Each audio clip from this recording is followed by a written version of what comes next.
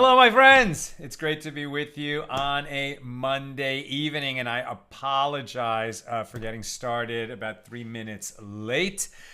This is exactly why AT Daily is going to have to go on hiatus very soon. I'm just going to make it until I want to do at least one class from the sukkah. So we'll make the last episode before the hiatus the first night of Chol HaMoed, right? I think it's going to be Wednesday, a week from tomorrow. The movie is just heating up so fast, so many moving parts, so many the director is just always in the middle of everything, with people firing questions and needs and problems at you all day long from every direction. And there's just no way around it. I got to be available all the time. So anyway, how are we doing? It's great to be with you. What's really going on, right, for all of us is Yom Kippur, almost here. Tomorrow's Erev Yom Kippur. It's already nighttime, so we're entering Erev Yom Kippur right now, the day before Yom Kippur. And as we read, right, in Tractate Yoma, all about Yom Kippur, so the day before Yom Kippur is an integral part of Yom Kippur.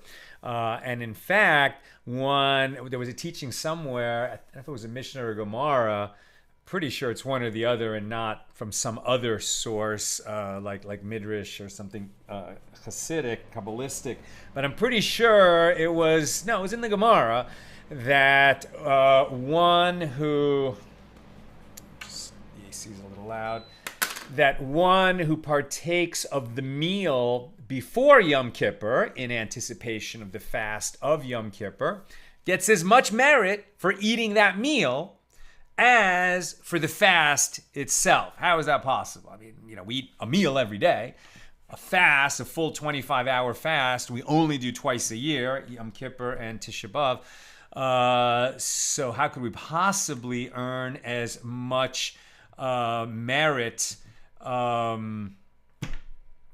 How could we possibly earn as much merit for the meal the day before? And I think that teaches you a lot about the forgiving nature of God. And we learn this also in other places, that when you prepare to do a mitzvah, when you get ready, when you anticipate, like, I'm going to do this thing, sort of giving it up for God, doing my obligation, showing up for my Creator who's giving me so much all the time, then even if you're prevented from actually making it happen, you'd still get a lot of merit, right? So if you're eating that meal in anticipation of the fast, like it's your last meal before the fast, and you're consciously thinking of that, then even if something comes up and you're not able to do or complete the fast, you can see why you would get so much merit for that meal. All right, let's light up the darkness. So quick reminder about tomorrow. Tomorrow's class before Yom Kippur is going to be noon Pacific. No way to do it at our regular time. It's already going to be into Yom Kippur. So noon tomorrow, noon Pacific tomorrow, Tuesday. No class Wednesday night, and we'll do a double daf on Thursday at the regular time, God willing. Okay, who is with us on a Monday night? Pauline in Chicago, Yehud in South Carolina, Stephen in New Hampshire, Melissa in Great Neck, Sharon in New Jersey, Paula in Chicago, Yosef in Massachusetts, James in Indianapolis, Bill in Missouri, Bella in Florida, Paul in the Great Northwest, Guy in Ohio, Lucy in Minnesota. This is almost like a prayer. First of all, I'm very grateful to everybody who puts their names in at the beginning of class every time, and who's able to be here live. By the way, I also appreciate everybody who's just not available at this time of day, but listens to the show later. And even if you're doing it later, put your names in the comments. Remember, everyone who comments, it actually helps the live broadcast and the video itself after it's live reach more people, right? The more that the algorithm perceives that this is, an important broadcast, an active broadcast, a popular broadcast, the more people see it. And, you putting in your names really helps with that. Plus, I just like reading your names and knowing who's here. Kat in North Carolina, Shendor in the Bronx, Misha in West Virginia, Ryan says Erev Tov Baruch Olam.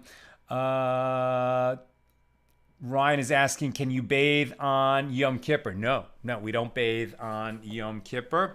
If you're dirty, you can wash off the dirt, but you would not take a bath or even a full shower, like to get under the stream of water on Yom Kippur, we don't do.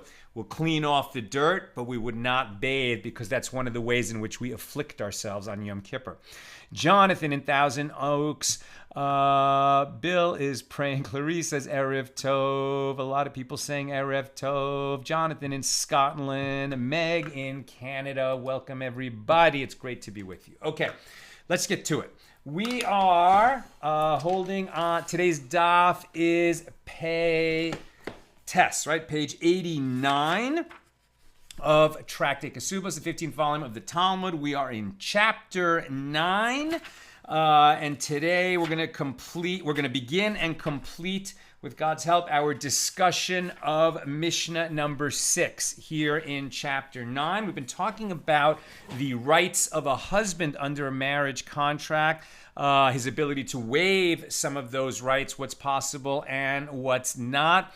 And a lot of this has kind of intersected with evidence law for contracts, particularly in the ancient world where, they didn't have printers and they didn't have notary publics and all kinds of systems that we have in place today, so that contracts are fully evidenced after the parties have agreed to them.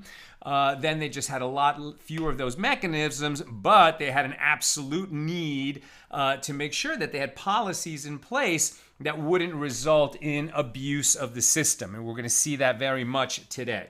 So here's Mishnah number 6. In a case where a woman produced a bill of divorce and it was unaccompanied by a marriage contract, and she demands her husband pay her marriage contract. Let's just go real slow here so we understand what we're saying. In a case where a woman produced a bill of divorce, meaning she comes to court and she says, here's the bill of divorce that my husband gave me when he divorced me. What does divorce trigger? Payment of the ketuba, payment of the amount owed as evidenced in the marriage contract that they entered into when the marriage began. So she produces the bill of divorce and it's unaccompanied by the ketuba.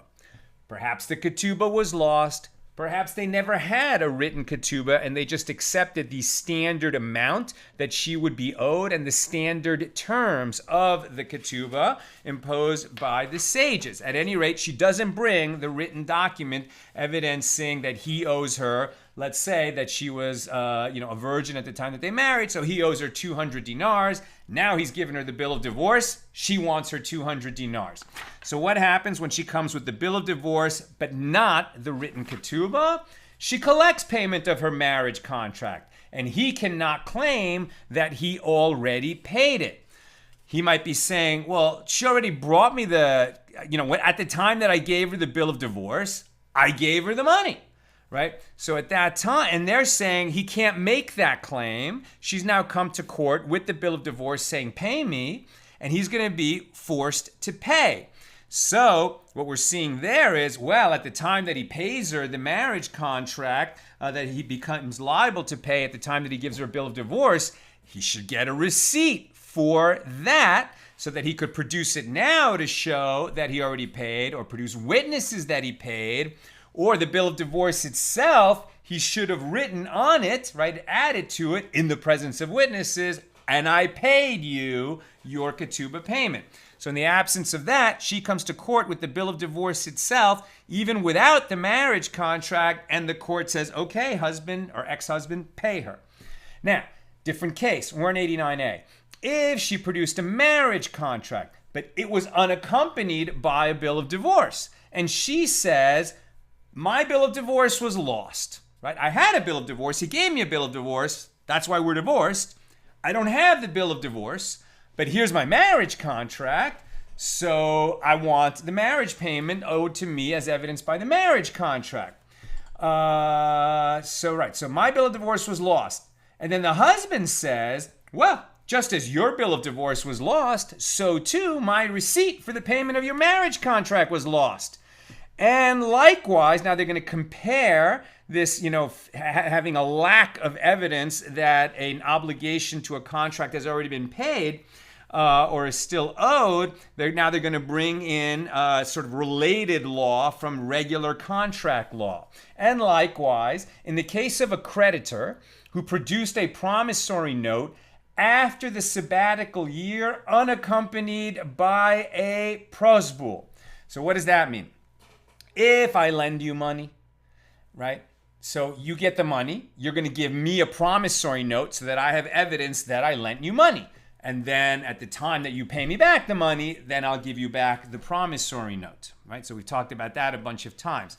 Now, when the temple was standing and all the Torah laws were in full effect in the system the way it was designed to be worked, we learned that debts would be canceled in the sabbatical year. So that meant that lenders would be very reticent to lend money to anybody who was at all at risk of delaying payment of the loan until after the sabbatical year, at which point the sabbatical year would cancel the debt and the lender would never get paid back. Because lenders didn't want to lend with that risk, the sages instituted the device of a prosbul. So the prosbul basically says that if a lender lends money to a debtor and he does so near the time or anywhere possibly near the time of the sabbatical year, which would cancel the debt, we're basically going to assign that loan to the court. And the court will be able to collect that debt because debts owed to the court do not get canceled by the sabbatical year. Only debts owed to an individual. So this prosbul was just a kind of legal device that would make a debt survive the sabbatical year. This is one of those cases where sounds good in terms of protecting the vulnerable, but ends up hurting the vulnerable members of society, right? You would think, that the Torah says the sabbatical year cancels all debts. Beautiful. That means that the rich people can afford to have their debt, their whatever's owed to them forgiven, and the poor people are going to be off the hook. And very nice, very progressive. But the actual impact of having that law in place was that lenders wouldn't lend to people if there was any chance that the sabbatical year would cancel the debt. And that's why the sages had to institute this legal device of the prosbul. So now, why are we talking about this here? Because if a creditor came to court and he had the promissory note right after the sabbatical year, the court would say to him, okay, well, the sabbatical year canceled the debt unless you have the prosbul. Do you have the prosbul? And the lender would say, I don't have the prosbul. And the court would say, you're out of luck, right? So the lender has to protect himself. There's a device so he can protect himself, but he's got to avail himself of the device. Likewise, if the wife says, I was given a bill of divorce, but it's lost, and so I would like to collect anyway, the court can say to her, well, listen, that's not a thing you should have lost, right? So now you're out of luck. So what do they say? If she says my bill of divorce was lost, and then the husband answers, well, just as your bill of divorce was lost, so too my receipt for the payment of your marriage contract was lost. And likewise, in the case of a creditor who produced a promissory note after the sabbatical year, unaccompanied by a document that prevents the sabbatical year from forgiving an outstanding debt, that's the prosbul, and he demanded collection of the debt, in all these cases, these debts may not be collected. But Rabban Shimon ben Gamliel says, from the time of danger and onward, after the ruling authorities banned the performance of mitzvahs, people would destroy a bill of divorce or a prosbul immediately after they were signed. A woman collects payments from, so what does it mean, a time of danger? Meaning that there were times, many times sadly, in Jewish history, where the Jews were living under the authority of some kind of foreign government that was extremely anti-Semitic and tried to eradicate Jewish law and Jewish practice. And so it became dangerous to have in your possession documents that were only evidencing, a relationship or a contract under Jewish law, like a prosbul, like a ketuba. And so, since those documents could result in a Jew being tortured or executed by Nazi-like ruling authorities, then the sages responded by changing the law, since we want to save life above all things. So Rabban Shimon ben Gamliel says, and Shimon ben Gamliel is early in Jewish history. He says, from that time of danger and onward, so he's really talking about the Roman persecution, late Second Temple period, and eventually they destroyed the Second Temple. So from the time of danger and onward, after the ruling authorities banned the performance of mitzvahs, people would destroy a bill of divorce or a prosbul immediately after they were signed. They still signed it in order to create that written relationship, and they did it in front of Jewish witnesses, of course. So the witnesses become the record that the document was signed, but then they destroyed the document so that nobody would be punished for holding that by the secular. They wouldn't be punished by the secular authority for holding that document. So what would they do? The law had to change. So from then on, a woman collects payment of her marriage contract without a bill of divorce, and a creditor collects debts owed to him without a prosbul. And the assumption is that due to these circumstances, these documents were written, but they were not preserved. So the fact that the woman can't produce that bill of divorce, or a creditor can't produce the prosbul, is not evidence that they were never written. And it's not evidence that they were careless. It's evidence that they're living in a very dangerous time when it's dangerous to hold those documents. Now the Gemara. So conclude from the Mishna that when one repays a debt, the creditor writes a receipt. Right? That's what you want. If I borrow money, I give you a promissory note. Now I pay you back the money. I want to get a receipt from you that I paid you the money, so that you can't come later and before some court and say, hey, Sal still owes me money, and I have no evidence that I paid you back. I need that receipt. Right? So conclude from the Mishnah that the creditor writes a receipt and gives it to the debtor as proof of payment. As if one does not write a receipt, then in the case in the Mishnah where she receives payment of her marriage contract by producing her bill of divorce, let us be concerned lest she produce her marriage contract in a different court and collect payment with it a second time. Now this would have to be, a criminally mischievous, a divorcee who is going to seek to have her marriage contract paid twice. And this husband, this ex-husband, if he doesn't protect himself, he's going to have to pay twice, because two different courts might order him to pay. If she could go to one court and say, here's my ketuba, I lost the bill of divorce, but we're divorced, I have witnesses, and now pay me. And then she goes to a different court and says, here's my bill of divorce, I don't have the ketuba, that was lost, but here's my bill of divorce, pay me. All right, so to protect against that is what we're investigating right here, right? So let us be concerned lest she produce her marriage contract in a different court and collect payment with it a second time. In the absence of a receipt, the husband cannot prove that the debt was paid. Rav said, that is no proof, as we are dealing with a place where one does not write a marriage contract. In those places, there is a general stipulation of the sages that a husband must pay his wife the sum of the marriage contract, even if no document was written. Therefore, there is no concern lest she produce the marriage contract at a later stage. And Shmuel said that the Mishnah is referring even to a place where one writes a marriage contract, which she claims to have lost. So now we've introduced the idea that maybe in one jurisdiction it's a place of danger, and as soon as they write such a document, they destroy it. Maybe in another jurisdiction they don't have the danger, so they do write the marriage contracts and the bills of divorce. Maybe there's another jurisdiction where they just got accustomed to doing things orally anyway. So we see that even with the same legal principles, there might be different practices depending on where you're talking about. So the Gemara asks, and according to Shmuel, does one in fact write a receipt? Right? Does the wife, now the ex-wife, write a receipt when she receives her marriage payment and gives this receipt to the husband? Rav Anan said, it was explained to me personally by the sage Shmuel himself. The Mishnah is addressing two different cases.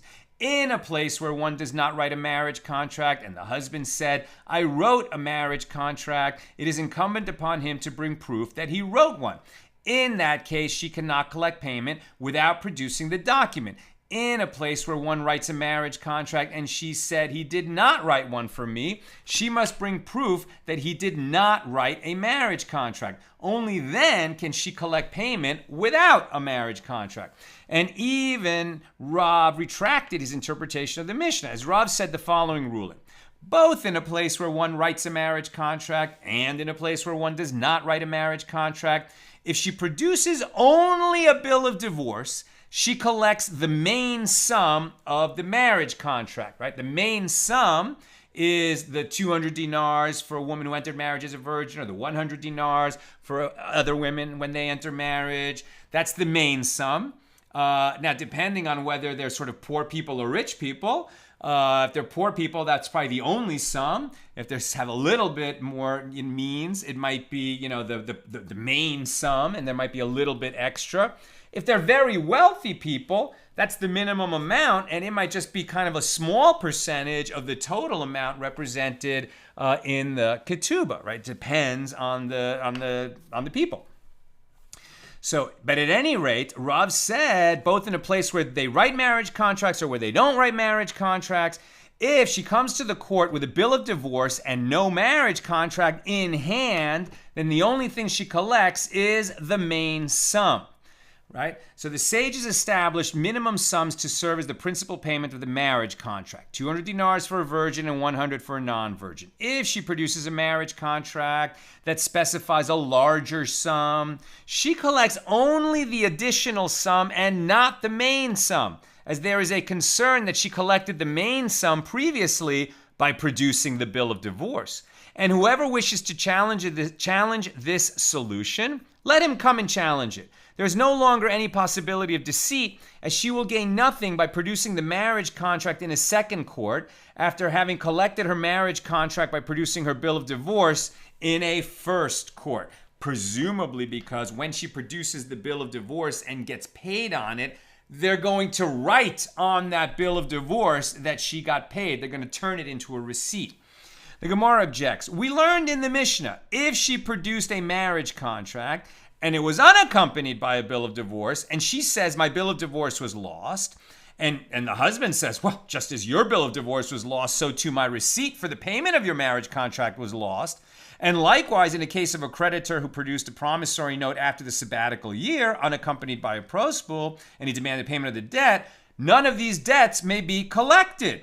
So the Gemara presents the question after establishing these elements. Granted, according to Shmuel, this is reasonable. He establishes the Mishnah. Shmuel establishes the Mishnah as referring to a place where the common practice is that one does not write a marriage contract. It's oral. And the husband previously had said, well, I wrote one and therefore did not want to pay the marriage contract until when she produced the bill of divorce, as he was concerned that she would later produce the marriage contract and demand payment again, right? So in a place where they don't normally write marriage contracts, but the husband did, he doesn't want to pay her when she comes to the court and says, well, in this jurisdiction, we don't normally write marriage contracts, so I don't have a marriage contract, but here's my bill of divorce, pay me. And the husband is concerned because he knows he did actually write a marriage contract, and she might take that marriage contract to some other court, and he might be forced to pay again. So as in that case, we would say to the husband, well, according to Shmuel, bring proof that you wrote a marriage contract. He could bring the witnesses that he wrote a marriage contract. And if he does not bring proof, we say to him, well, then go and pay her based on the bill of divorce. Now, when she produces her marriage contract and the husband claims that he paid her by means of the bill of divorce and he has lost the receipt, the Mishnah rules that this debt cannot be collected. Now the Gemara completes the question. However, according to Rav, who disagrees with Shmuel, why does the Mishnah state that the debt cannot be collected? Although she cannot now collect the main sum of her marriage contract because he can claim that she already received this sum in a different court, by means of her bill of divorce, she should be able to collect the additional sum by virtue of the marriage contract, as she could not have received that by producing the bill of divorce alone. Now that we've established that with the bill of divorce and no marriage contract, she just gets the main sum. So later, if she produces the marriage contract without the bill of divorce, she can only get the additional sum and not the main sum. Now, Rav Yosef said, with what are we dealing here? It is a case where there are no witnesses to the divorce present here. So there's no bill of divorce and there's no witnesses that they are divorced.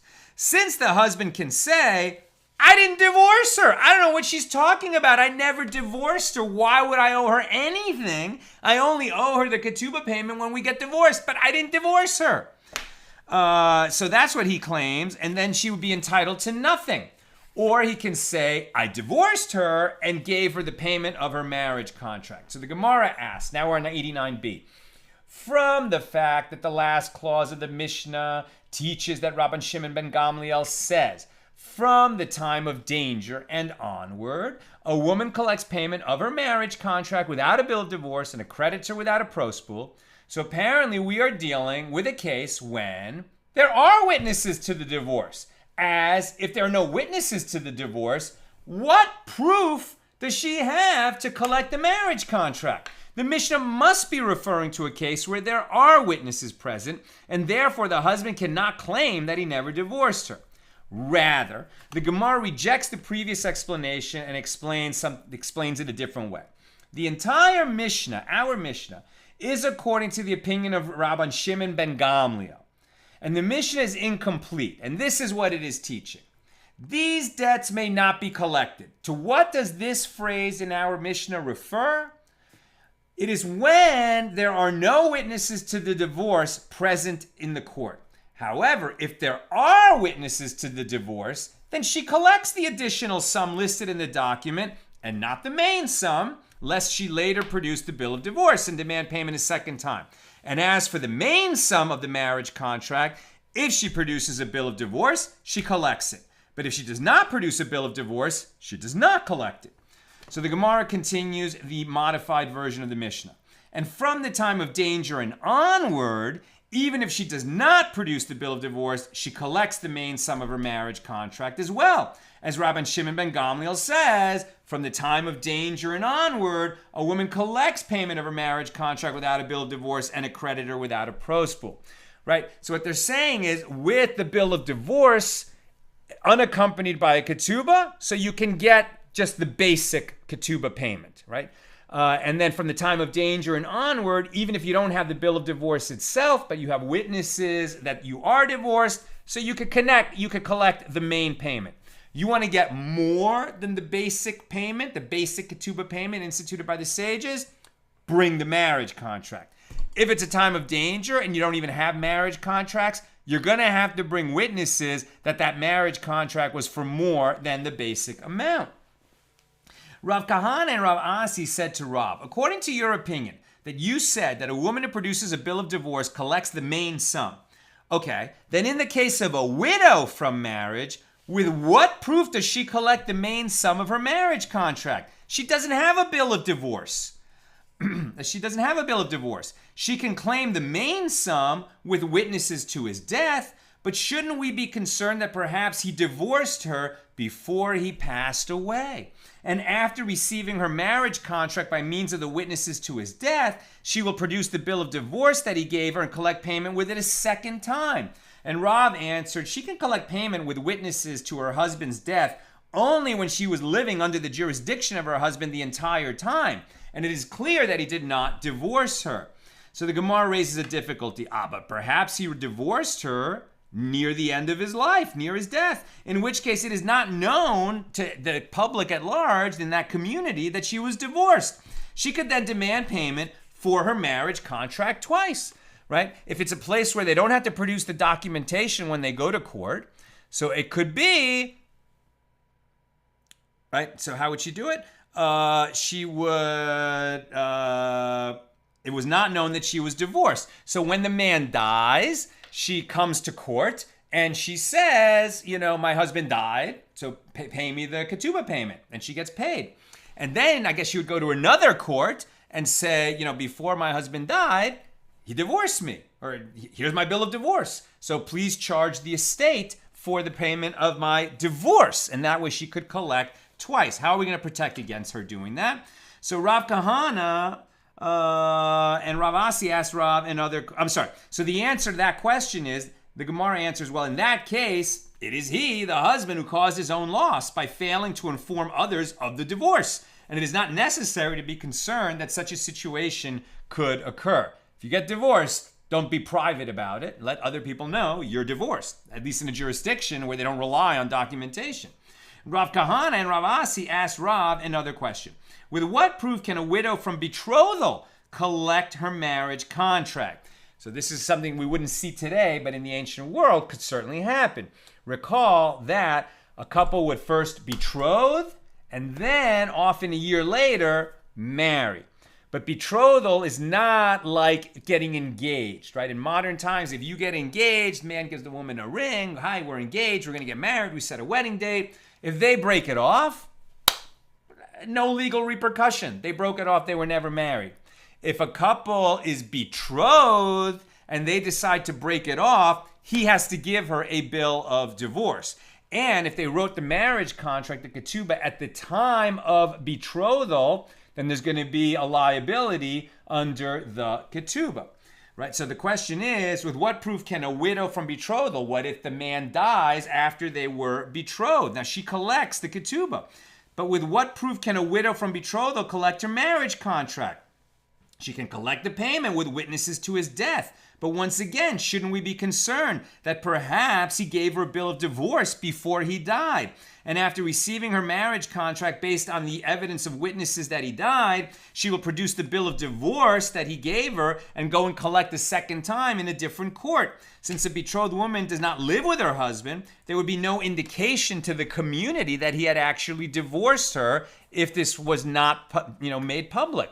So rather, it must be that wherever it is not possible otherwise to know if a woman already received her marriage contract payment, one writes a receipt. As if you do not say so with regard to the witnesses to his death themselves, we should be concerned that perhaps she will bring out witnesses to his death in this court and collect the payment of the marriage contract, and again bring out witnesses in a different court. Maybe a lot of people saw him die, so she brings two of them to one court and another two witnesses to another court. The witnesses don't know that they're part of a fraud where she's collecting twice. They're just being asked to come to court and testify that a man died, and they can do so honestly. So how are we going to protect against this femme fatale, collecting twice on the death of her husband? So this could continue many times. So rather, it must certainly be the case that wherever it is not possible otherwise to know if a woman already received her marriage contract, one writes a receipt. And the one who pays now has that receipt to rely on. She gives the receipt to the husband or to his estate that they've already paid her marriage contract. So Mar the elder, the son of Rav Chisda, said to Rav Ashi, from where do we know that a widow from betrothal does have a marriage contract? We've been saying, clearly a woman gets a marriage payment from betrothal. That was just part of the previous conversation. Well, how do we know that? Maybe she only gets a marriage contract at the time of chuppah, at the time that they actually get married and turn betrothal into marriage. From where would we know that it's possible that she gets a ketuba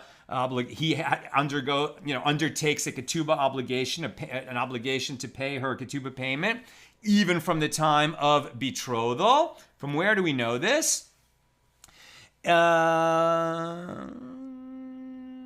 From where do we know that a widow from betrothal has a marriage contract? Perhaps the sages instituted the marriage contract only for fully married women.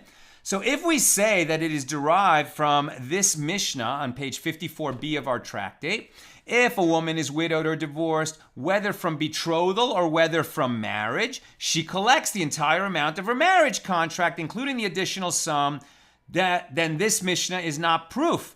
That Mishnah is not proof that women get a marriage payment from betrothal, but this is not a proof, even though it sounds like a proof. Why is it not a proof? Well, perhaps the Mishnah is referring to a case where he wrote a marriage contract for her on his own accord. And that does not prove that there is an enactment of the sages that a husband must write a marriage contract for his betrothed.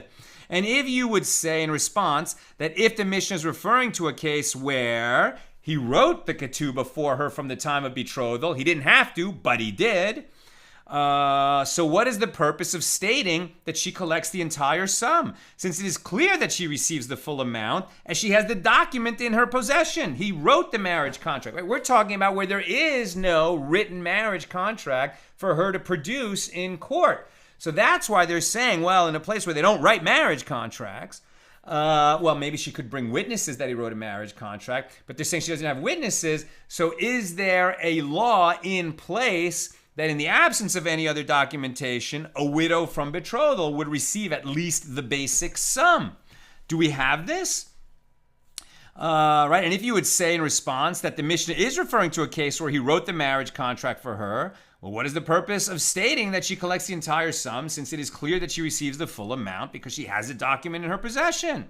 Now, perhaps this is meant to exclude the statement of Rabbi Elazar ben Azariah, who said that a betrothed woman who was divorced or widowed is not entitled to the additional sum written in the marriage contract, as the groom wrote this additional amount for her only in order to marry her. Okay, but that would indicate that the basic sum is in place from the time of betrothal onward. Now, the Gemara comments, the language of the Mishnah is precise.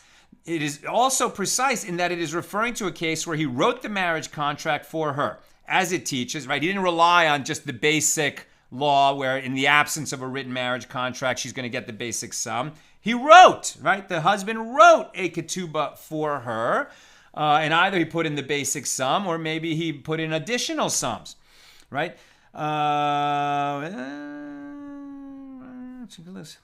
But if you say, where am I? Okay, the language of the Mishnah is also precise in that it is referring to a case where he wrote a marriage contract for her. As it teaches, she collects the entire amount. Now, granted, if you say that he wrote a marriage contract for her, it is due to that reason that she collects the entire amount, both the main sum and the additional sum in the contract. But if you say that he did not write a marriage contract for her, and she collects a payment only because of the rabbinic ordinance, what is the meaning of she collects the entire sum? She has only 100 dinars or 200 dinars as enacted by the sages and no more. The phrase entire sum would be inappropriate according to this opinion. But rather, the proof that a widow from betrothal receives a marriage contract, where do we derive it from? It is from that which was taught by Rav Chia bar Avin. Upon the death of one's betrothed wife, he does not receive the status of an acute mourner, one whose close relative has died but has not yet been buried, right? As he would if she was his wife, right? During betrothal, if she dies, he'll mourn her, but he's not an acute mourner, the same way as if your parent, your spouse, your sibling, or your child died. Then you're an acute mourner from the period of the death until the burial.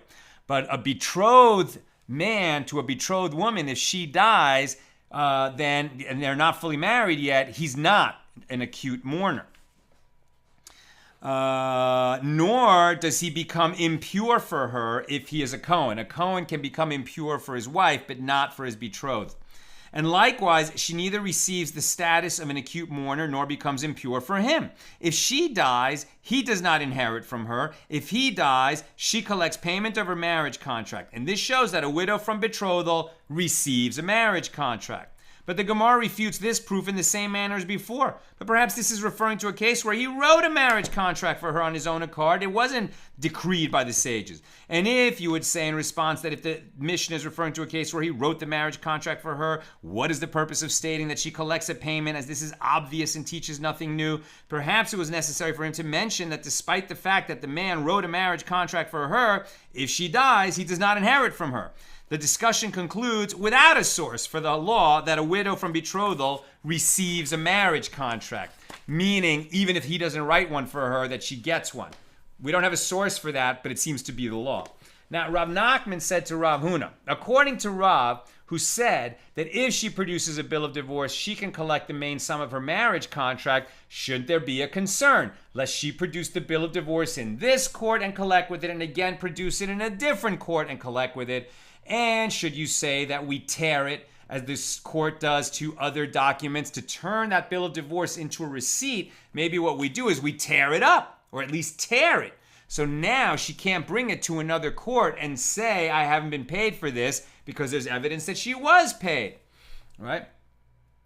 And should you say that we tear it, as the court does to other documents that have been paid, she will not let us do so, for she will say, I do not want you to tear the bill of divorce because I need it so that when I want to marry again, I can prove with it that I am divorced. That's why I would think that what they would do is take the bill of divorce, find an empty space on it, and in the presence of two witnesses, write, this bill of divorce has been paid.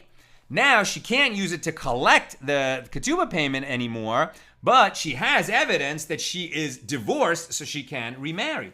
And Rav Huna responded, the solution is that we tear it and write the following on its back. We tore this bill of divorce, and not because it is an invalid bill of divorce, but in order that she not return and collect with it another time, just as I said. Mishna number 7 here in chapter 9. Mishna number 7. If a woman had 2 bills of divorce and 2 marriage contracts with the same man, why would that happen? Did she lose them and they replaced it? No. This happened as a result of her divorce and remarriage to the same man. Now, the fact that she is in possession of these documents proves that she was never paid for her first marriage contract, and she collects 2 marriage contracts. If she was in possession of 2 marriage contracts and only 1 bill of divorce, or she had 1 marriage contract and 2 bills of divorce, or she had a marriage contract, a bill of divorce, and witnesses to her husband's death after their remarriage, so she collects payment of only 1 marriage contract. And this is because there is a presumption that one who divorces his wife and remarries her with the intention of using her first marriage contract. And she agrees that she collects payment of only the original document. And this is the presumption unless he wrote another marriage contract for her. Very interesting. If a couple divorces and he's not a Cohen, right, then they're allowed to remarry. Now, if they divorced and they were divorced for many years and then they came back together and remarried, you would think that in the intervening time, she got her ketuba payment, and probably they turned her bill of divorce into a receipt for that ketuba payment, and then they just start fresh with the second marriage. Now, they're not going to be able to remarry, by the way, if she had sex with any other man in the intervening time. And that's why we think, well, probably it was pretty proximate. She didn't remarry, she didn't do anything. And that's why they're going to remarry, and that's why we have a presumption that they're going to remarry on the same terms that they married the first time, right? And so the presumption is, unless she can show that on purpose they wrote a second marriage contract, which would be an additional sum separate from the original marriage contract, unless she can show that, we're going to assume that they just simply basically continued the arrangement of the first marriage now into their remarriage. That's Mishnah number 7. Now I'm almost done, so if you have questions or comments, get them in. The Mishnah states that if she had 2 marriage contracts and 1 bill of divorce, she can collect only 1 marriage contract. However, it does not specify which marriage contract she can claim. Does this mean that if she desires, she can collect payment of the marriage contract with this one? And if she desires, she can collect payment with that one. In that case, if she prefers, she can use the document that promises the larger sum. And if she prefers to use the marriage contract with the earlier date in order to be able to collect property that her husband had sold to others between the dates on the two documents, she may collect with that one. So the Gemara asks, if that is the case, then let us say that it is a conclusive refutation of a statement of Rav Nachman. For Rav Nachman said that Shmuel said,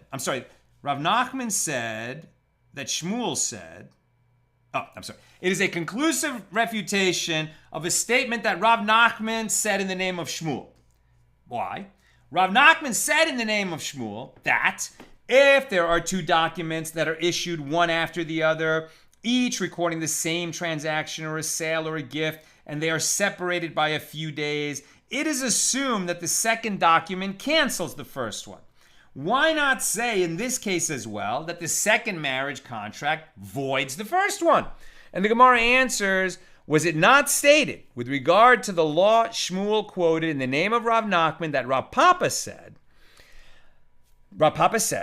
and Rav Nachman concedes that if he added to the transaction detailed in the second document a palm tree that was not mentioned in the first document, so this shows that he did not intend to cancel the first document. In other words, if the second document is a little different than the first, then we assume that it wasn't replacing the first, but rather it was some kind of, two contracts working together. So rather, he wrote the second document as an addition to the first document, an amendment. So here too, the Gemara is dealing with a case when he added an additional sum for her in the second marriage contract. And this proves that he wanted to add to the first contract, not void it.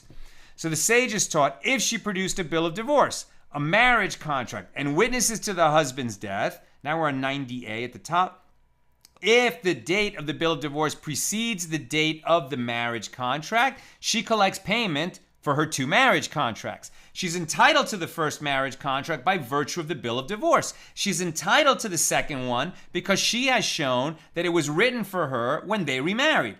If the date of the marriage contract precedes the date of the bill of divorce, she collects payment of only one marriage contract, and this is because it is presumed that one who divorces his wife and remarries her with the intention of using her first marriage contract unless there is reason to say otherwise. And we can see how, although this is all very emotional stuff about the beginning and ending of marriages, really what we're talking about is evidentiary law in the law of contracts, and we're trying to protect the parties so that one doesn't try to pull a fast one on the other. Okay, let's go to some questions and comments. Reminder, tomorrow, Tuesday, we're going to go at noon Pacific because Yom Kippur begins tomorrow night. So tomorrow will be like a Friday, same schedule as before Shabbos. Erev Yom Kippur, class at noon Pacific. Where am I? Questions. Page 89. Bill, the prosbul is actually something I really want to discuss and study more in depth. Which tractate is it discussed in more depth? It just comes up in a lot of different places. I'm not sure offhand, but I guarantee that if you Google halacha prosbul, you will get sources about where it comes up. Yosef, is there a difference between a vow and an oath? Like a Nazirite vow versus the kind of oaths spoken about recently? Yes. I'm not going to get into that offhand because there's a lot of nuance about the differences, between a nader and what's the, my Hebrew's so bad, but it's called not a shavua. My Hebrew's so bad that I only have the Hebrew handy when I'm review. But the point is, the difference between a vow and an oath, the translation is a little imprecise which is what, and that's why you have to be consistent when you're actually discussing that body of law. But like you're talking about you're calling it a vow, probably a vow. Like the vow of a Nazir is not, right? He will not cut his hair. He will not partake of the products of the grapevine. Whereas an oath might be, I will do such and such. So that's one aspect of it. Another aspect of it is, an oath may be required by Torah law, like to say, in court, I swear that I did not pay, or I did receive, or I did not receive. That's a kind of oath. Whereas a vow to abstain from something, or a vow to bring a korban, I vow that I will bring a sacrifice to the temple. There's a lot of nuance to those laws, and it's outside the scope of today's class. Sharon, what difference would it make if she is a widow or divorced with respects to the ketuba payment? Only in the sense that if she's widowed, right, there's no bill of divorce that she could use to collect the payment. She can only bring witnesses that the husband died. In modern times, she would have a death certificate, but back then, I don't think death certificates were a thing. So a divorce produces a document, widowhood doesn't. Eugenia, what happens in regard to young children? Does the ketuba deal with the custody of children? So, one thing we've seen is that there's sort of minimum basic terms in the ketuba, and then there's lots of other terms that they could just agree to. But one of the obligations of the man, yes, right, is I will provide for you and your children, right? And why does he say your? They're his children too. But since, for the last 1,000 years, he's not allowed, but originally under Torah law, a man could have multiple wives. That's why each wife has her own ketuba. And to protect her in that situation where, he might have a lot of love for one wife and much less love for another, that the children shouldn't suffer for that. There are terms in the ketuba that, yes, they protect the children. And finally, Terry DiNatale says, you certainly get our attention. You make every single word important and interesting, captivating us with every part of the story. Thank you. It will definitely help us to remember and think about it and store it up in ourselves when we need to bring it down for use. Thank you so much, Terry. I definitely feel for myself that I am learning a lot better this time around than the first time around, where I was just, reading, listening, trying to understand it on my own. I think all of us, if you've had any experience at all, teaching, tutoring, coaching, you realize that you learn something at a much deeper level when you're trying to transmit what you've learned to another. So I wish I had already taught it once when I'm teaching it now, but okay, I'm learning now. And as we go through, I definitely feel like the level of our class is coming up. I mean, in part, I'm getting a little bit better as a teacher, but big part is this class. Wow. I mean, this is very obvious from the questions that are being asked that the level of the whole class is coming up. Now, somebody who's joining us for the first time now, that makes it a little bit more challenging, but that's why I make such an effort to go back to basics as often as possible whenever I'm explaining a concept, so that you'll have a chance, even if you're joining us for the first time. That's what's so hard. When we start doing Daf Yomi and you go to a normal Daf Yomi shir, it's taught by a rabbi from a yeshiva who's speaking yeshivish, right? Which is yeshivish is a term for the way that people with a lot of background who went to yeshiva for many years, like they're just so conversant in all these topics that even when they're speaking in English, half of the words that come out of their mouths are going to be in Hebrew or Aramaic, just because it's the jargon of the Talmud. And, that's just so difficult for the newcomer. And that's why I really try never to dip into yeshivish. Not that I could if I tried. Okay, that's what I've got for us today. With God's help, we'll be together again tomorrow, noon Pacific, for page 90. And at that point, we'll open Mishna number 8 here in chapter 9. Have a great night. In case I don't see you tomorrow, have a meaningful, elevating